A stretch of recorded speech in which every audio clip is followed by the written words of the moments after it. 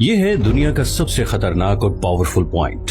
30 मील की इस छोटी सी जगह को कंट्रोल करने का मतलब है पूरी दुनिया पे राज करना, और इसे ब्लॉक करने का मतलब है पूरी दुनिया को तबाह कर देना। इस पॉइंट को कहते हैं स्ट्रेट ऑफ हॉर्मुज़।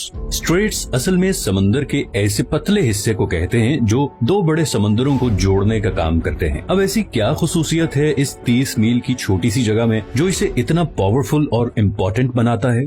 हमारी जमीन के 70% हिस्से पर समंदर हैं और इन्हीं समंदरों के जरिए दुनिया की 80% ट्रेड होती है। किसी भी वक्त तकरीबन 50,000 समुद्री जहाज इन समंदरों को क्रॉस कर रहे होते हैं, लेकिन बदकिस्मती से इन समंदरों से गुजरना कोई आसान काम नहीं। कुदरती जोग्राफिया की वजह से इन समंदरों में ऐसे स्ट्रेट या चोक पॉइंट्स बने हुए हैं जो अगर किसी भी वजह से ब्लॉक हो जाएं तो पूरी दुनिया की इकोनॉमी हिल के रह जाएगी।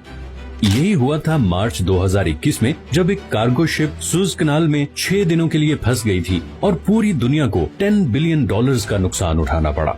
इसके अलावा भी दुनिया में बहुत से चौक पॉइंट्स हैं, जैसे कि पनामा कैनाल जो पैसिफिक और अटलांटिक ओशन के दरमियान ट्रेड को कंट्रोल करती है, केप ऑफ गुड होप जो पूरे अफ्रीकन कॉन्टिनेंट की ट्रेड फ्लो कंट्रोल करता है, स्ट्रेट ऑफ जिब्राल्टर जो कि मेडिटेरेनियन और अटलांटिक सी के दरमियान ट्रेड कंट्रोल करता है, डैनिश स्ट्रेट बाल्टिक और नॉर्थ सी ट्रेड को कंट्रोल करता है, टर्किश स्ट्रेट मेडिटेरेनियन और ब्लैक सी के दरमियान ट्रेड कंट्रोल करता है, और आखिर में स्ट्रेट ऑफ मलाका जो पैसिफिक और इंडियन ओशन की ट्रेड को कंट्रोल करता है। लेकिन इनमें से कोई भी पॉइंट इतना डेंजरस और इम्पोर्टेंट नहीं जितना स्ट्रेट ऑफ हॉर्मुज़ है, और इसकी वजह यह है कि पर्शियन गल्फ और गल्फ ऑफ ओमान को कनेक्ट करने का ये वाहिद रास्ता है, और यहीं से सारे समुद्री जहाज निकल के पूरी दुनिया में जाते हैं। अब पर्शियन गल्फ बहुत इम्पोर्टेंट जगह है क्योंकि 8 कंट्रीज अपनी कोस्ट लाइन इसके साथ शेयर करते हैं, जिसमें ईरान, इराक, कुवैत, सऊदी अरब, बहरीन, कतर, यूएई और ओमान शामिल हैं।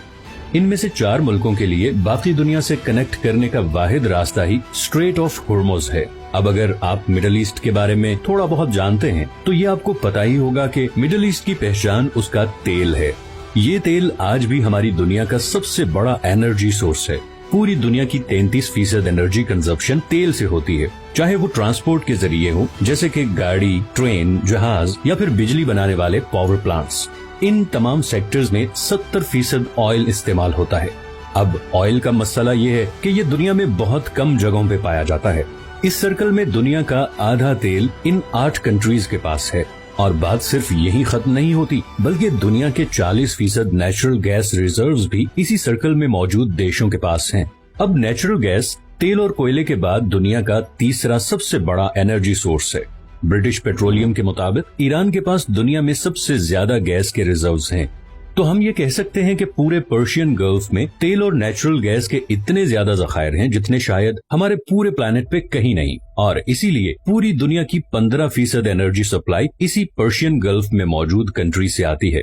और फिलहाल इस सप्लाई लाइन का पूरी दुनिया के पास कोई और ऑल्टरनेटिव भी नहीं है, लेकिन इस 30 मील के एरिया से गुजर के जाना इतना भी आसान नहीं। सबसे पहले यहाँ पे 8 ऐसे आइलैंड हैं जिन्हें हर समुद्री जहाज को अवॉइड करना पड़ता है, और ये 8 में से 7 आइलैंड ईरान के कंट्रोल में हैं। इन 3 आइलैंड्स को यूएई कंट्रोल करना चाहता था, मगर 1970 में ईरानियन मिलिट्री ने इन पर भी कब्जा कर लिया।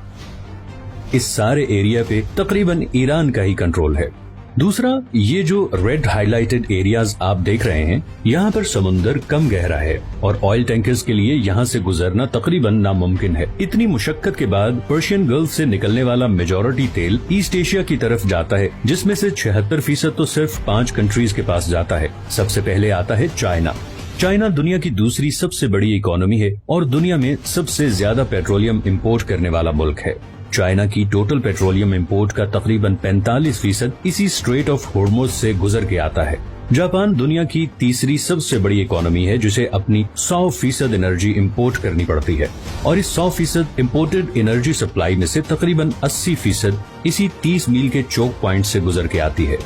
इंडिया वर्ल्ड 6 लार्जेस्ट इकोनॉमी भी अपना 70% ऑयल और 50% गैस इन्हीं पर्शियन गल्फ कंट्री से इंपोर्ट करता है, और वो भी इसी रास्ते से। इसी तरह साउथ कोरिया जो कि दुनिया की 10th लार्जेस्ट इकोनॉमी है, अपना 70% तेल इन्हीं पर्शियन गल्फ कंट्री से टैंकर्स के थ्रू इंपोर्ट करता है।